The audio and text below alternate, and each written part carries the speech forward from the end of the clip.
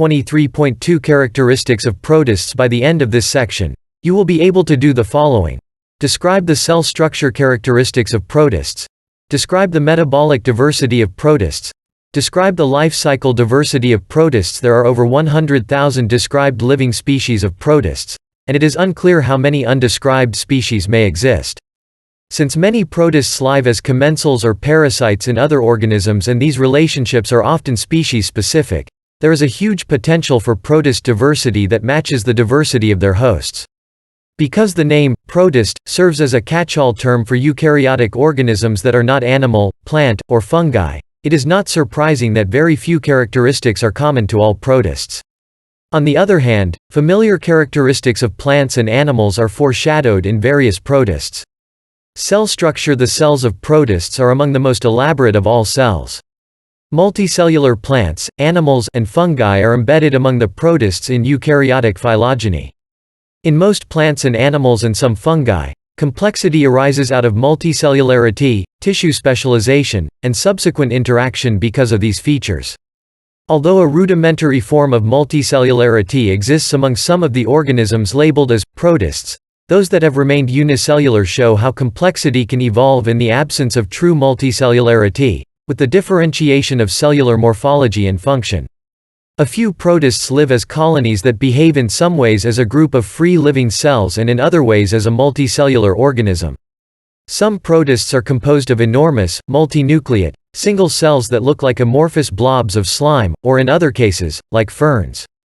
In some species of 580 Chapter 23, Protists access for free at openstax.org. Protists, the nuclei are different sizes and have distinct roles in protist cell function. Single protist cells range in size from less than a micrometer to 3 meters in length to hectares. Protist cells may be enveloped by animal-like cell membranes or plant-like cell walls. Others are encased in glassy silica-based shells or wound with pellicles of interlocking protein strips.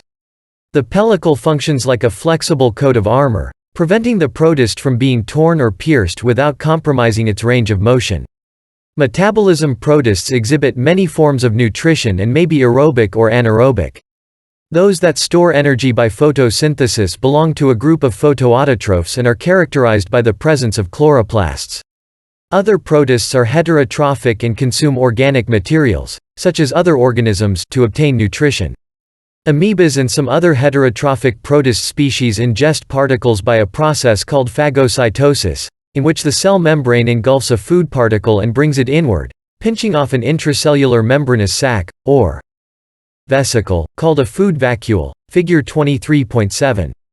In some protists, food vacuoles can be formed anywhere on the body surface, whereas in others, they may be restricted to the base of a specialized feeding structure. The vesicle containing the ingested particle, the phagosome, then fuses with a lysosome containing hydrolytic enzymes to produce a phagolysosome, and the food particle is broken down into small molecules that can diffuse into the cytoplasm and be used in cellular metabolism. Undigested remains ultimately are expelled from the cell via exocytosis. Figure 23.7. Phagocytosis. The stages of phagocytosis include the engulfment of a food particle, the digestion of the particle using hydrolytic enzymes contained within a lysosome, and the expulsion of undigested materials from the cell. Subtypes of heterotrophs, called SA-probes, absorb nutrients from dead organisms or their organic wastes. Some protists can function as mixotrophs, obtaining nutrition by photoautotrophic or heterotrophic routes, depending on whether sunlight or organic nutrients are available. Motility. The majority of protists are motile, but different types of protists have evolved varied modes of movement, figure 23.8. Some protists have one or more flagella, which they rotate or whip. Others are covered in rows or tufts of tiny cilia that they beat in a coordinated manner to swim. Still others form cytoplasmic extensions called pseudopodia anywhere on the cell, anchor the pseudopodia to a substrate, and pull themselves forward. Some protists can move toward or away from a stimulus, a movement referred to as taxis. For example, movement toward light, termed phototaxis, is accomplished by coupling their locomotion strategy with a light-sensing organ. 23.2. Characteristics of protists. 581. Figure 23.8. Locomotor organelles in protists. Protists use various methods for transportation. A. Paramecium waves hair-like appendages called cilia to propel itself. B. Amoeba uses lobe-like pseudopodia to anchor itself to a solid surface and pull itself forward. C. Euglena uses a whip-like tail called a flagellum to propel itself. Life cycles. Protists reproduce by a variety of mechanisms. Most undergo some form of asexual reproduction, such as binary fission, to produce two daughter cells. In protists, binary fission can be divided into transverse or longitudinal, depending on the axis of orientation. Sometimes paramecium exhibits this method. Some protists such as the true slime molds exhibit multiple fission and simultaneously divide into many daughter cells. Others produce tiny buds that go on to divide and grow to the size of the parental protist. Sexual reproduction, involving meiosis and fertilization, is common among protists, and many protist species can switch from asexual to sexual reproduction when necessary. Sexual reproduction is often associated with periods when nutrients are depleted or environmental changes occur. Sexual reproduction may allow the protist to recombine genes and produce new variations of progeny, some of which may be better suited to surviving changes in a new or changing environment.